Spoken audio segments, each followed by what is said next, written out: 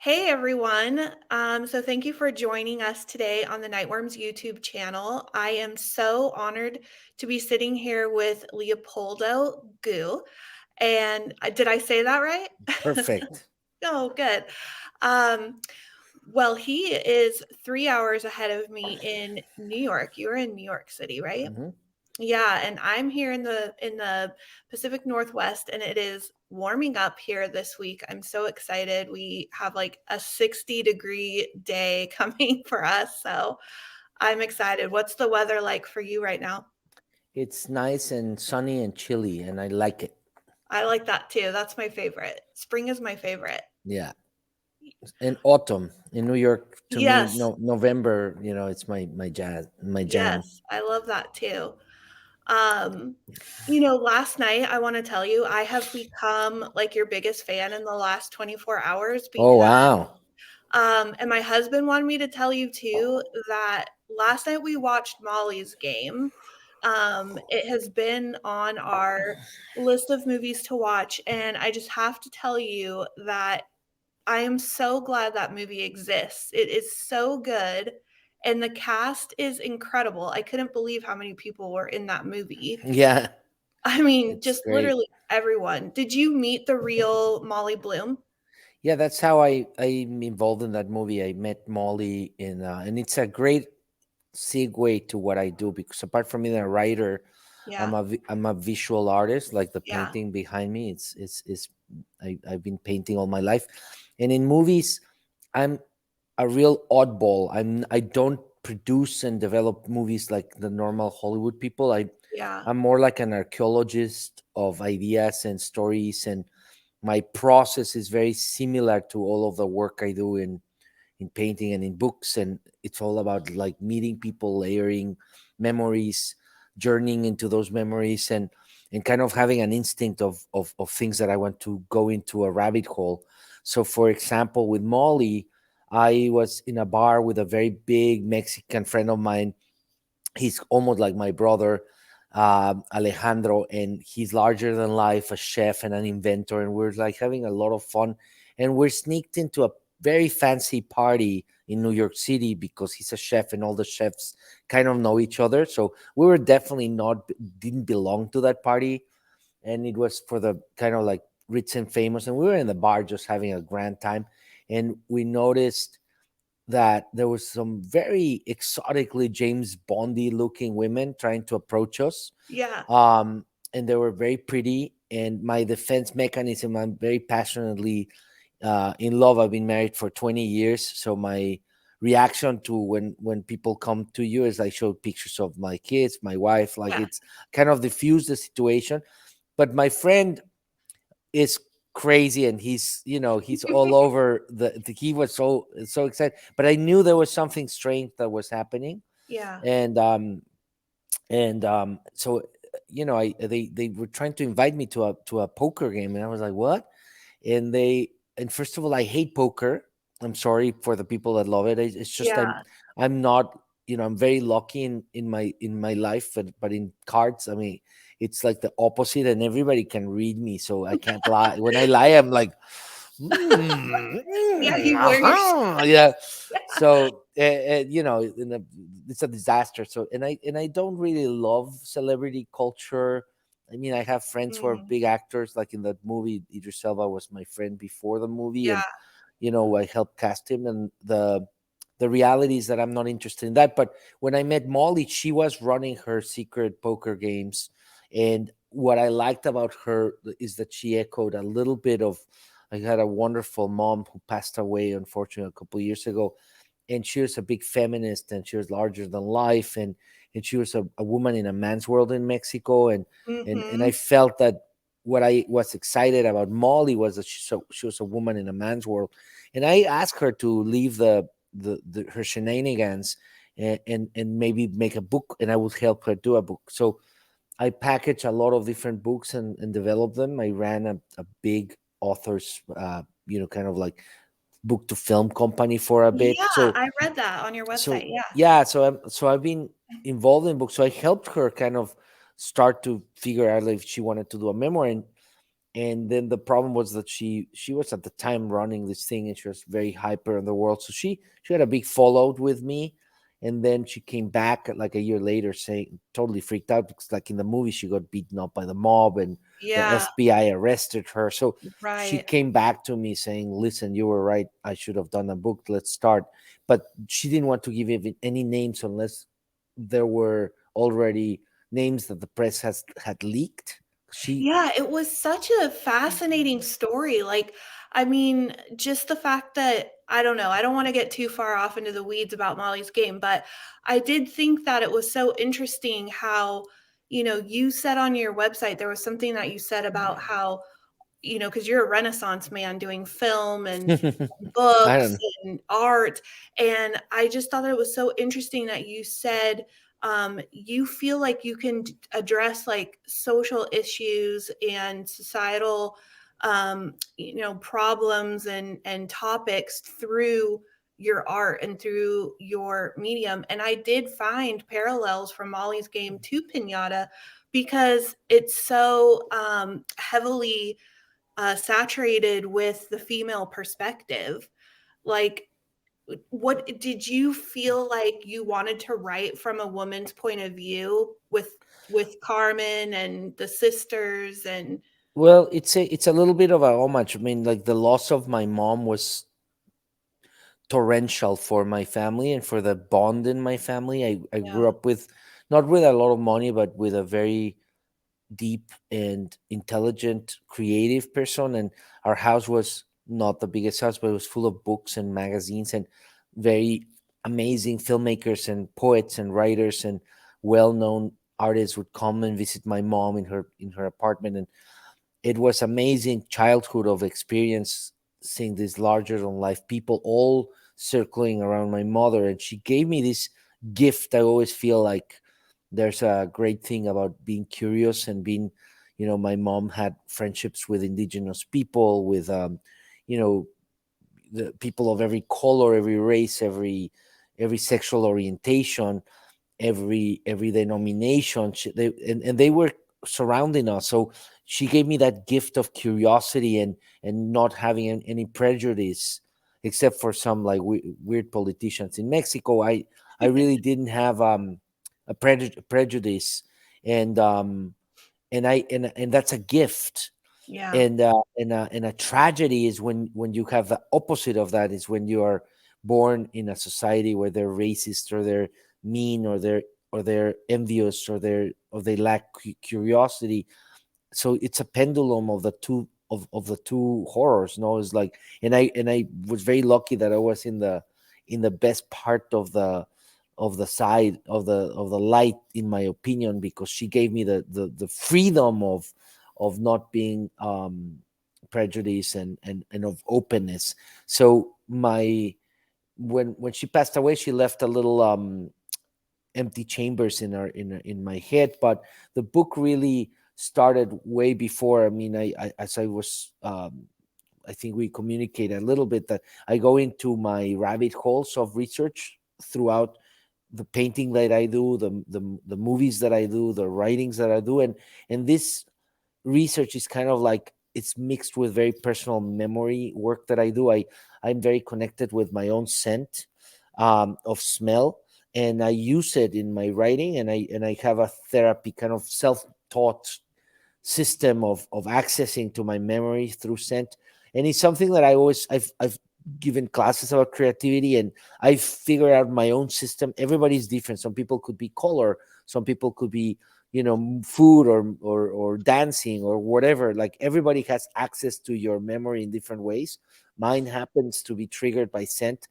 So I've practiced kind of a meditative repetitional system that I created for myself to access that. And at the same time, I was doing a lot of research on the you know Colombian, like the pre-existing indigenous cultures of my country. Because right.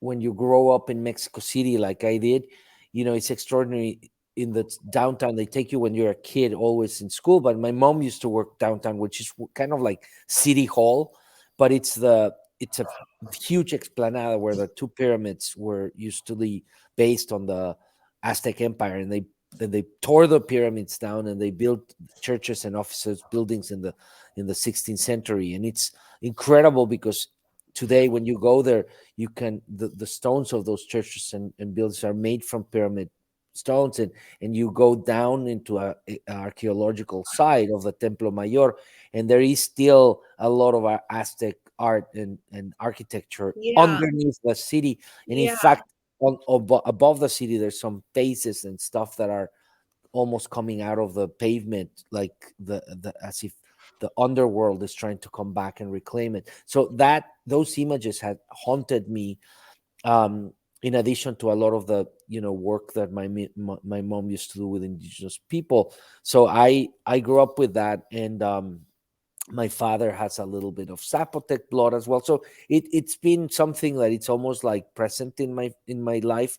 So in one of those researches, I found the story that the piñatas were used to, they would paint them with the symbols of their gods of the Nahuatl or Right, the yeah. other cultures. And there's this horrific image I found of kids being dragged and forced to beat the piñatas and eat the inside, like these hungry kids, kind of like destroying their own gods. And then, once I saw that picture, I was like, oh my God, how come Guillermo has not done a movie based on that? Like, I was like so excited. It was so Well, horrific and so crazy. your book is so cinematic like that. I mean, it was like a movie in my mind while I was reading it. You did an excellent job of communicating, the setting and the sights and the smells. I mean, it does open up with what you were talking about, the scene with colonization and the children being forced to, crack open these piñatas, which is like a desecration to their, traditions. And then it moves to Mexico City, and then we're back in the States. And every time we move location, like I feel like I'm transported and Mm. going with the characters on this journey. So, I mean, do you feel like you're writing, this beginning part in Mexico City, do you feel transported back there when you're writing it? And do you feel like you could do that with any location, or do you feel like you really have to have lived somewhere to be able to put that in the reader's mind so well? No, I think that depends on the writer. Like everybody's different, but I was I want to answer you this question, but I was also want to finish the first question you asked me because I didn't really Oh, answer, which was right, with how the the female. But I wanted to women. explain that I have two trains in this book, which is on the one hand my connection with the past and how I dealt with it, and the things that I explored and uncovered from colonization and subjugation and the change of the gods and all of that violence. And on the other hand, apart from a little bit of homage to my mom, it's my experience of leaving Mexico, what I left behind, and how my children, who are half Mexican, half American, but they're born in New York, like I have these anxieties of, am I teaching them my culture, because I grew up like going to like this magic of Mexico and really immersed in it. So Yeah. sometimes I feel this anxiety of cultural loss that my children are incredible people, but that anxiety started to move me into this book. And then the I call it the shoe drop of my novel is, which I call it shoe drop, is when you have all of this research and you want to write about this, and or you have a character and you're starting to smell her or him or them, and you start to build it up, and then suddenly something happened in your imagination, and boom, and the explosion uh, starts. And that's my shoe drop, was because a few years ago, I don't know what politician said something stupid on TV, and I remember my daughter, a granddaughter of a feminist, a daughter of a feminist, like she screamed at the TV, and it was this rage that I was like, holy caramba.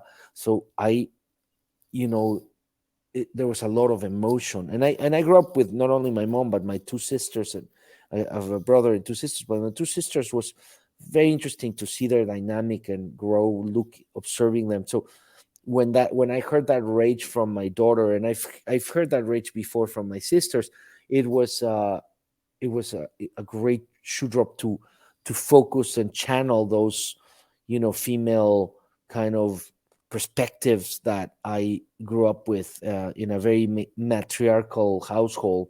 My mom was boss, and throughout my life, so I was trying to channel and evoke them and conjure them, and I was trying to write it in the essence of what my mom gave to us, the freedom that she gave to us in terms of our thinking or artistic approaches. So that's what the answer to your first question was, Yeah. that those two trains kind of communicated to them. And it was very scary for me to see how they would, grab a little girl, or and subjugate them through the breaking of a piñata. And Yeah. then even the song that Mexican sings with it, I'm not going to sing here a terrible voice, but the song that Mexican sings is a like it's now that I hear it with the perspective of my research, is really weird, because Mexicans, we all like kick the piñatas, we're blindfolded, which already is kind of weird, because Uh-huh. you put like a stick to a kid, and when your kids are growing up, you're always trying to avoid another kid getting hit in the head with a stick, so it's pretty violent. And then the kids run for the candy when it falls, but the song is really scary, because if you hear about it, it's dale, dale, dale, no pierdas el tino, porque si lo pierdes, pierdes tu camino. Like, hit it, hit it, hit it. Don't lose your aim, because if you lose your aim, you will lose your way. And it's so scary and weird. And Yeah. now I see it with a totally different, this kid song that we sing in the happy birthdays. It is a dark song, and I'm using it in, I'm releasing some promos of the book where you'll see and hear that. I'll send you a link so that if you want to Yeah, post I them. would The love that. song is very, we remix the song into a horror song, and it's really cool. And I hired a female wonderful musician composer. She's really young. She's the daughter of an actor, a friend of mine, Yeah. Oriana Gidi, and she's fantastic. She's very, very talented, and she's kind of remixing that song. And because the song is public domain, we investigate. We can Sure. do whatever we want. So anyway, the answer to your first question is that, that divine femininity that haunted me and that I wanted to play with. And then your second question was what? Because I want to make sure that I answer everything you ask. Yeah, of course. No, I also just really quick, I do want to recommend to audiences if you do pick up the ebook, it's really cool because you could highlight portions and words and different things and get the pronunciation of different words, and you can look up the history. I mean, there's so much history involved in this book, which I really enjoyed. But my second question was, do you feel like you have to live in a place to be able to translate that world so cinematically to your readers, or do you think you could do like a writer could do enough research to be able to pull that off? Because I felt like it was a magical I transportation mean, to Mexico City. it depends on the writer. Like, there's a very famous writer who's written incredible, books and award-winning movies. He wrote, the first Iñárritu movie, Amores Perros. He's like a, I can't remember his name, but he's a very famous writer. He told me one time that he likes to write without visiting the places, and he's a genius in describing places that he's never visited.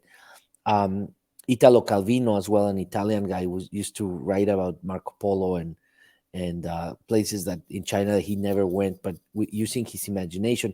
I just think it really depends on the writer. To me, I love to access the spaces that I grew up with or that I visited, because it just becomes a little easier for me, because writing is I'm dyslexic, and writing is super hard, and I need a lot of help with Mm, fleshing out my ideas and getting into that language. But I love the opportunity of expressing some emotions through language, which, English is my second language, but I write in English because I live here, and my life has been very surreal. I've never planned anything that I've done, it's always been kind of like a reaction to things that happen to me. For example, Piñata is I've written like 5 6 books, and published, packaged dozens of books. But in Piñata, which is my second horror book, it is connected to the first one, and the first one is odd that just got a lot of attention suddenly because I published it more than 10 years ago. But it's called Ghost Radio, and the audiobook was done by Pedro Pascal. And Yeah, now that because of The Last of Us, like people right. rediscovered the book, the audiobook in the through the internet, and now everybody's rereading it. So it's amazing that even one channel someone put in YouTube, it has something like 70,000 views on just one little piece of the book, and there's another one with 200,000. So it's like kind of like really strange how something that I did so long ago is getting like a second wave. And that also had a connection to the places that I've been and to the situations that I have explored. But it started with, I was doing a comic book after a big fire that I lost my house. My wife and I and my son was 6 months old, and uh, we had a rent control apartment, and under very mysterious circumstances we lost it under a fire. We think we were just basically kicked out, and so I got very depressed and PTSD, and I was really lost because I had my studio. I was painting furiously for a possible show, and in New York, and I was doing a great painting and a great series, and my work is very time consuming. And when the fire came, it took everything, all of the paintings, my Oh, a collection of paintings I had. So that was really depressing in a way, but I don't know how to do. I'm a happy person, so I was trying to hide the thing, and I was just trying to. But I would go to cafes and start doing this graphic novel, and the bubbles would grow and grow and grow. And a publisher saw it, and he said, from William Morrow, and he said, "Hey, if you should just do it as a novel, and I'll give you much more money than in a graphic novel." And I was like homeless, and not homeless, but I was staying at friends' right. places, and it Yeah. was a dark time. So I was like, "Yeah, I'll take the money."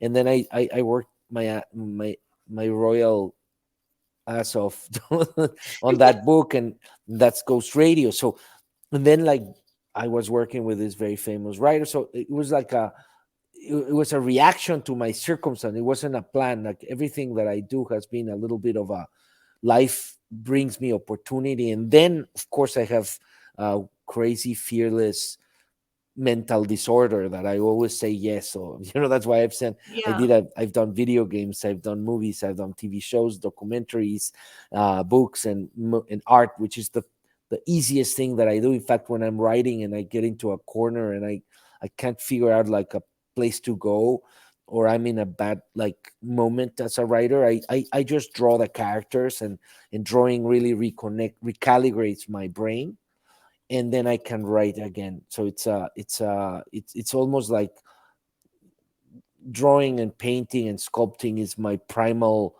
de facto, and they illustrate and they echo and they help the writing a lot, because I when I'm writing, I'm seeing it with like when you're a painter and you kind of start to see forms, and even though you're ahead of the idea, and like conceptual artists have an idea and then they execute the idea, and some other artists are reactionary to the process, which is more my way of doing. Yeah, I was going to ask you about that with all of the different things that you do. Is there, a process? And so that answers that question. But I am also just curious about the time. Like you said, it was just kind of happening all organically. But how do you, if you have multiple projects going, do you find that that's like hard on your headspace to go from one project to a totally different kind of project? No, it's easier than you can imagine for me. Like, but for example, my younger brother, he's a great film director, and he can only do one thing at a time, and he loves Yeah. it, and he thrives on it. And right now he's editing a TV show we created for Netflix that's called The Chosen One, based on a Mark Miller graphic novel called American Jesus. And we worked years on it, and I'm done. Like, my brain cannot take it more. And he's in Yeah. the edit bay finishing the show. Like, directors have that kind of, and some writers also, they can have one single trained mind, and they're amazing. Like, I love the minds of those people. I'm just not that. For me, it's easier to work on multiple things, but when I'm working on one thing, I'm very effective and I put a lot of energy. And that doesn't mean that I can be lost in one project days and days, but it's harder for me. Like, if eventually my mind starts to need to travel to other parts of the brain, Yeah. whether it's from painting, even if I'm just painting for a while. And I've had moments you know where I put much more of my time in only painting, is I still miss the telling the stories. Or I find a book, or I find a news thing, or I find somebody that is interesting for me and that I want to dive into the other mediums. And it's just the way my brain is wired since I'm a kid. Like, I've never changed that. In my grade school teachers would say that, like, he's just like always writing his little stories and doing his drawings, and he doesn't care about anything in school. And they would complain to my mom about that. So I've been the same exact person ever since. It's just like, sometimes I get paid to do what I love to do, and Yeah. sometimes I have to hustle harder. um, but it's the process has always been very similar. That's why I don't see them that different. Like, I find rabbit holes, and I use my memory and my process to think of my past and my future and my present at the same time. And I use all of these techniques to inspire and trigger my mind. And then those become layers on a process. And I've started, sometimes I had a drawing that becomes a pitch for a TV show, literally, that, and vice versa. And I have been Yeah, writing I things bet. that I think it's a book, and then I go, no, this is a painting. What am I kidding myself to? This is too crazy. So Yeah. it's more seamless than you can imagine, but it is definitely super intimately personal. I don't recommend my process to anyone. I always, when I teach creativity, or sometimes I give like little pep talks, I always say, like, you just have to find your systems, your kind of pillars of expression, of and self motivators and engines. You have to find your architectural engines to kind of produce and work. And some people are very intellectual with them, like Stanley Kubrick, who would spend 10 years on Napoleon and reading Right. everything. My work homes are more visceral and visual, and I collect all of these things. And I have, like, even in my Instagram that I use for research as well, it's like hundreds of mini subdivisions of, like, of things that interest me, that are, from mollusks to octopus to, like, I have, like, so many, like, little, like, and I'm sure everybody does it, but I've been doing it for a long time. So my my research and my rabbit holes are pretty intense. Yeah, I saw that octopus painting actually, and I love it. It was so beautiful, and the colors are so beautiful. And I can see how the art would influence, the visual art would influence storytelling. It's all storytelling, you know, Exactly. different forms of storytelling. And I was curious, what drew you to horror? Like, why did you want to tell a horror story? Have you been reading it for a long time? Has it always been something that you enjoyed in the movies? Like, Well, that's a amazing question. I love this question. And again, the my first novel 10 years ago, in 2007, we published in 2008, is a horror novel. But the origins of my passion to horror had come very early on. I mean, first of all, being a kid and looking at some of that Aztec art, which is yeah, crazy, yeah, terrifying. And I yeah, was very connected to the power of the imagination of, for the Sipe shuttle, which is a face of an old man, and behind it is a face of a middle-aged man, and behind it is a face of a child. It's just almost like flesh multiplying on one face, and all carved in stone. I mean, their imagination was terrifying and beautiful at the same time. So the Right. beautiful horror has always moved me. But then I was lucky that I grew up in a very middle class kind of left leaning family, and we had a very progressive teacher, and there's a movie house called La Cineteca. So I remember I was probably 13 or 12, and we sneaked in to see the Night of the Living Dead, and it just blew my mind, the fact that you are transported to a genre film, because I love genre film.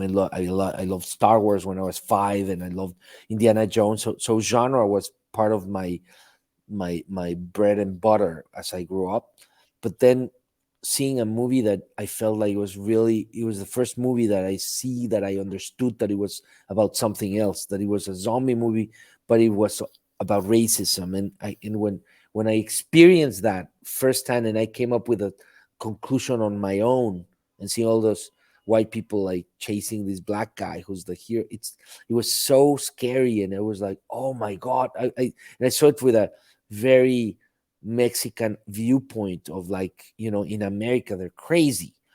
Um, and I love that. I said it's amazing that you can grab a genre and do something and tell something about it. And now in Mexico we have this tradition of, for example, las pastorelas. And when I was a kid, I was, you know, I would write and direct little pastorelas, which are like votive plays that the devil's trying to conspire to people not to go from point A to go to the baby Jesus. And but you Yeah. always use them as a parable with politics, and or making fun of the school principal, or like. Yeah.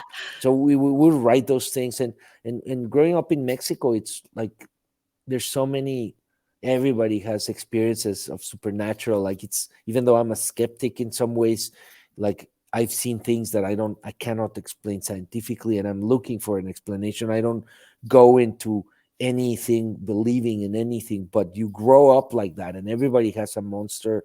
And so that's part of the attraction. Like, I was born in November, which is Day of the Dead. We traveled all over Mexico to many Days of the Dead. And Day of the Dead, the true Day of the Dead, is very different from what people are doing these days, which are doing this carnival bastardization of it, which is not Day of Mhm. the Dead. And no matter how many Latinos claim that they painted their face when they were kids, that is not true. And I traveled Yep. everywhere in Mexico, and Day of the Dead is a procession, it's a ritual, it's not a carnival. I love carnival, but it's nothing to do with the ritual and the kind of somber experience of beauty and quiet beauty of Day of the Dead, where you bring food to your dead ones, and you sing, and you connect with them, and Yeah. you're in a quiet, like, existential vibey place. And it's one of my favorite experiences. And I was like so moved by that connection of the spiritual world when I grew up. So there's, and then all of the books that I read, and obviously I discovered, like, very young, I read Pet Cemetery, and that kind of blew my mind. Then the other things that triggered is I went to study art in London, and I was fascinated with the Gothics and Lord Byron and Mary Shelley and all of the great literature of the dark kind of world. And in painting, the same with Goya and Francis Bacon, different centuries, but like leaning into the beautiful monstrous. And then the biggest, I remember with Ghost Radio, one of the big triggers, my first horror novel was, I was watching the Shining in the theater, in a kind of like the reprint. And I was probably in art school. I was 19, 20 years old. And the camera at the end of the movie pans into this photograph of the hotel's party, and Jack Yeah. Nicholson is there. And it really blew my mind, because it was the first time that I also saw maybe, which I don't think it's in the book. I think it's just Kubrick, but I don't remember. Because I did read the book, but I don't think that there's that scene. But what I loved was that in that photograph, it blew my mind that it was the it, everything you just saw. Maybe it's the dream of a hotel or Right. the nightmare Yeah. of a hotel. So the Yeah. hotel is a live elemental force, and that really broke my brain because it was like metaphysical and cool. And that's what I tried to do in my first horror novel, Ghost Radio. And how can spaces and the storytelling itself be a supernatural force in the genre. So it's a very generous genre, horror, because you can put your rage and your passion and your fears in a way that you can get away with very viscerally and with a lot of um, emotional impact, but also a lot of high risks and high kind of visualizations. And I think that horror is extremely underappreciated. I know that everybody loves it. I'm not talking about financial or how many people went to see Get Out, or how many people went to see Parasite, but it is a genre that it's not as respected as it should be, because to me it's like, look at the Bible. I mean, like, there are some horrific It elements of is, that. it's true. Go to church and they have a bloody guy all fleshed out with blood coming out, and those people his flesh and drink his blood. I mean, when I grew up in my very Catholic grandmother from my father's side, and I have like Jewish families, my childhood was like a piñata of cultures. And I remember being so scared of these you know old crusty men that smelled like onions and garlic, like giving you the flesh of something, and they Yeah. really believe it. It's like, I'm out of here. I was like terrified with this Yeah, stuff. it is scary. So that I love those that generosity of the genre of horror that can let you mold with language.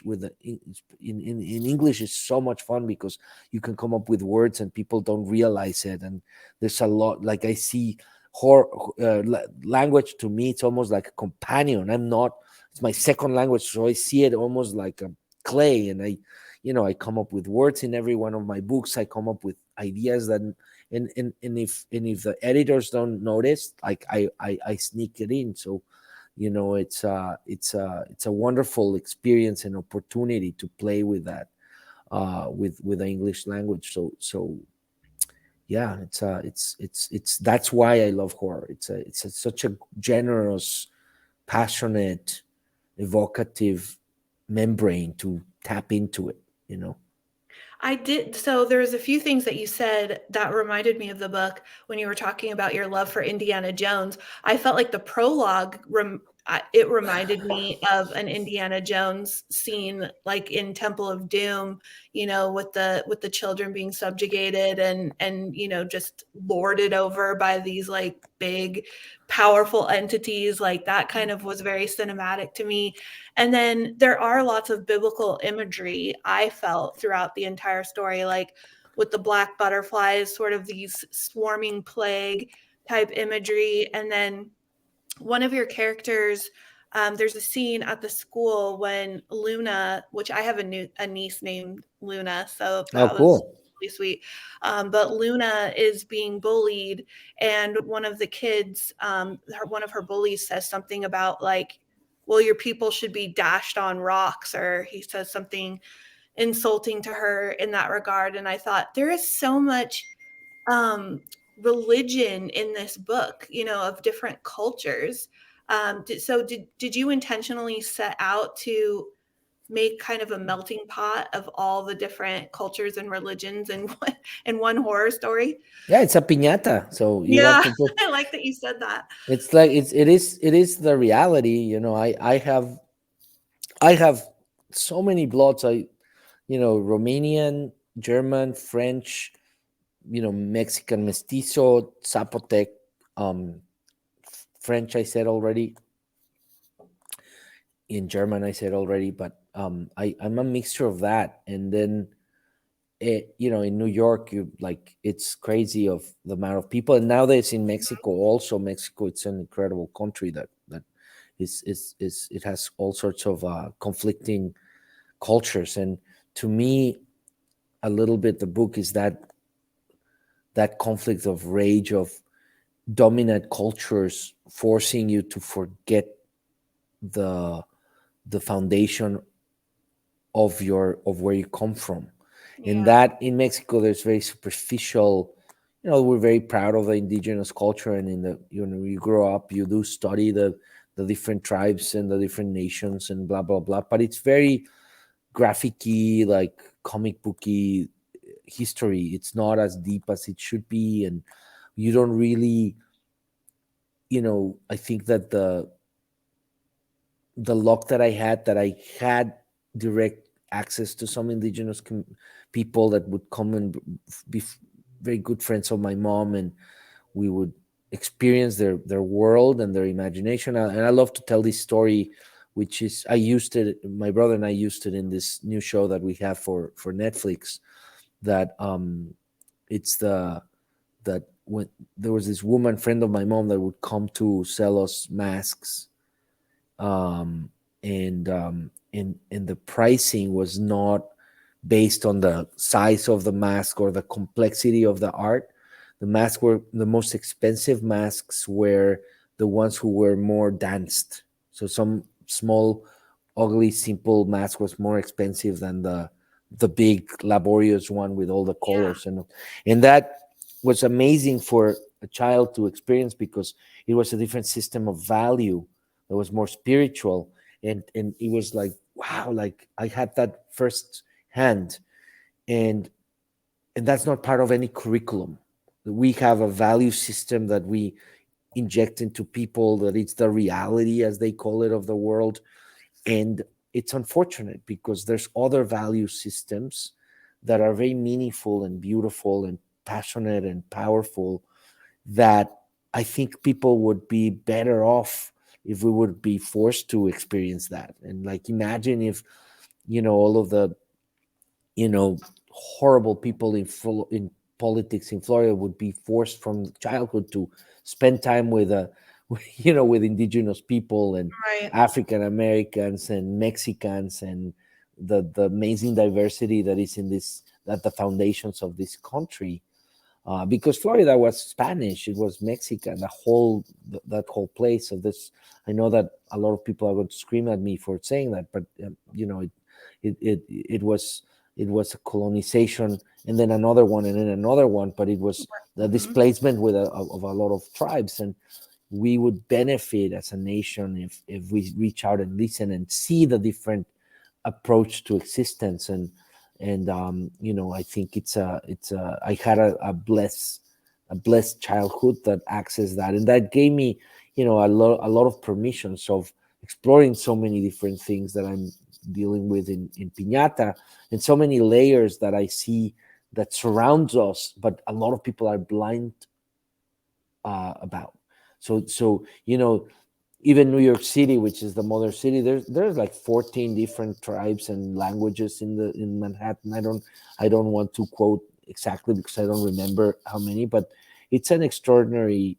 It was an extraordinary diverse place, and I feel that what it would enrich this, any nation, if you connect more with the past, and you try to kind of listen to it and remember the songs and remember the music and remember the art and the way they see the cosmos. And that was kind of at the fundamental architecture of piñata, is if we remember our past, can we fix our present? Can we get exorcised by dealing with our past? So, and in America, I do believe this. Yeah. There's a very, I think that's why there's a huge renaissance of horror in diversity, with Jordan Peele and with a lot of people that are doing extraordinary things using their genre, trying to exorcise things that have not been dealt with in our culture here. Yeah, I love that your contribution to horror with Piñata is in tandem with like Sylvia Moreno Garcia, with the popularity of Mexican Gothic and her work, and also Cynthia Paleo. Um, and V Castro. I heard that you just talked to V Castro last night. She was great. She was Yeah. fantastic. She was so cool, and she's such a force of nature. Yeah, and her book actually the her book Goddess of the Filth, I've been telling people on Bookstagram that because a lot of us have read Goddess of the Filth by V Castro, and she has like a nice twist on the demon possession, and you have a nice twist on demon possession. And so I've been recommending that book, as you know, Pinata and Goddess together are really complementary. As well as I felt like, I mean, I know your publisher chose Hereditary as kind of like a comp movie, but I thought it had more poltergeist. Yeah, I agree with you. I agree with you. I just, I don't, the positioning, I don't meddle with their side because I'm old fashioned in that way. I love my editors and I love how much they help me. And I really Yeah, just sure. want to, and they're all women. So I love it. I feel like I'm in the Yeah. middle of a coven. It's fantastic. They're fantastic people. Everybody that works at Tor. I Oh, yeah, think, I love I them. think in the whole team, maybe there's one guy, the rest are women and they're Yeah. powerful and they're magicians and they're cool. So I I like sometimes to to let them do their thing and I do my thing, and we help each other. So I see poltergeist as well. I mean, in fact, at the beginning of when they were showing me the comps, they had like 15 different movies, and I said to them like and books and all sorts of things, and I said you should do what you think it's for you, but they would agree with you that it's more poltergeist as well, and I love that movie, by the way. It's Yeah, I love it, and I love how we just know from watching movies like that and just different stories that have been passed around generationally, like, you don't mess with ancient culture. Like, yeah, anytime the news is like, "Oh, we found some mummies, buried, let's yeah, dig them up and see what happens," and it's like, you probably shouldn't do that, yeah. like, I think you should just leave things alone. Yeah, or learn from it. In mine, I feel like in between the lines, I try to say that you could leave them alone, but more than what they want is just to be remembered. To me, Mm, it's about cultural memory. Like one of the yeah. big kind of messages or themes in the book. And again, everybody that reads the book should tell me what it is for themselves, because I don't believe that when you make something in art or expression, I don't believe it belongs to you and you can't control how they see it. I love people, like in my first novel, Ghost Radio. I've had so many different people that tell me what it's about, and I go like, Yeah. wow. Like some people have given me theories that I never saw it coming when I was writing, and that Oh, it's so inspired cool. me for it. So I love that that opportunity, and in Piñata, and my last book last year was also with butterflies called Monarca, that it's almost like the children version of Piñata. So I, Okay. I wrote a fable, and it's about magic of butterflies, very specific. And it was my COVID book. I painted like 100 images, and that book, I love that book because it's a little bit of sunshine, and Yeah. everybody was dark. So I wanted to do it. It's a fable with Yeah. with monarchs, but it's very. It was like I really wrote it for my daughter. This is inspired by my daughter, but it's not for her because it's a horror story, and horrible things happen, and I want it's not for her. Monarca, my book of last year, that was for her. It's my love letter to my daughter, and it was really delicate, and it's a little piece of jewels. But in Piñata, it's like, and I love to be in your channel because I feel like the if I can, I really work hard for the community of horror lovers, and those are the people that I would love to accept me in the ranks, even though it's my second books. I'm passionate about contributing to kind of the genre in a meaningful way, not just in passing or because it's popular or nothing. It's like I thought that leaving Mexico, I feel extraordinary sense of anxiety at some points, and loss and love as well, because I love this country. My kids were born in New York, so there's love that I have for this country, but also fear that I have of this country, and those emotions as an immigrant. I feel that it can contribute to the genre, and that is my hope, because if I put two seeds of in the sand of horror, if I put two grains that are positive, I feel I feel it's the best reason for this book to be successful. It's that's my dream, is that I did that, but you never know, because Yeah. when I'm a very self-critical artist, so like I would have kept writing this for 2 more years. My publishers were the one who's like, "No, it's good enough. It's Yeah. that's it. Like we need it," Yeah. and they took it away from my hands. And I'm like, no, wait, I still want to do one more pass." And they're like, "Nope, like that's No, it. you're done. It's good. You're done." And but I love the funny part. This is a story that all your audience are going to laugh. So one time I went to a convention. I used to do animation. I've done so many different things. Like Yeah. I'm a piñata of makers, and I went to a convention of for animation, but there was like a genre. There was like at the same time there was something of horror. So there was like a big party with the horror people and the animation people. So that like the Pixar people were there. It's a big deal.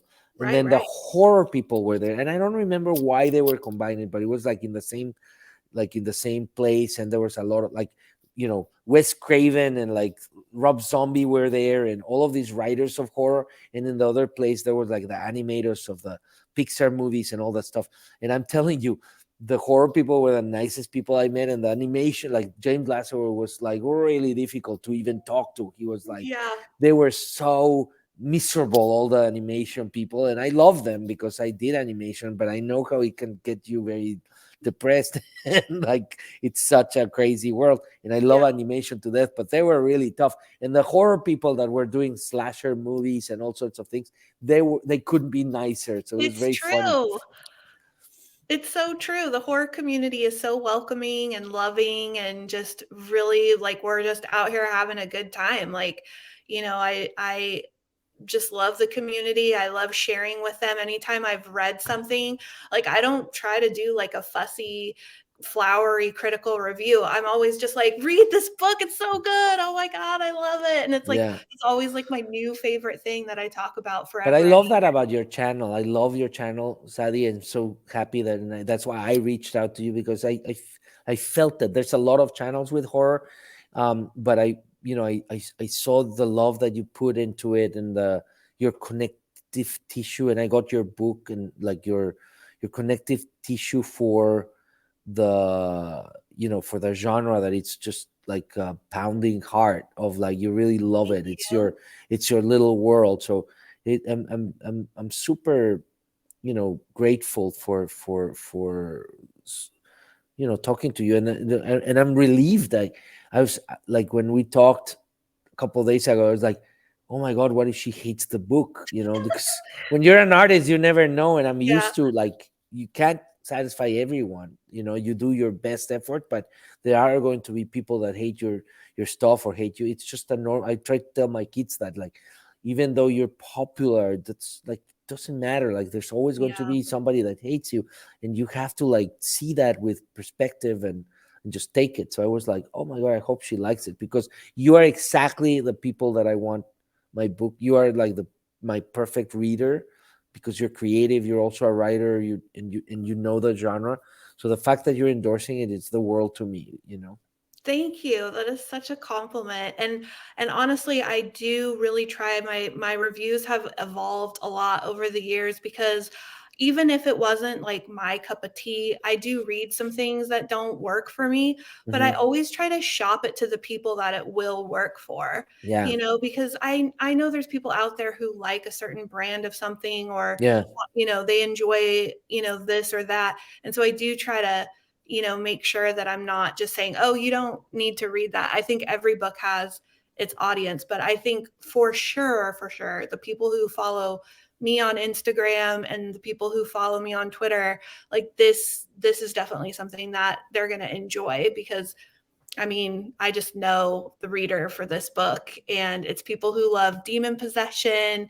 It's people who love strong family connections and friendships. There were a lot of friendships in this book that go past like blood relatives or, you know, your own family. Like you get to Mm, choose your family.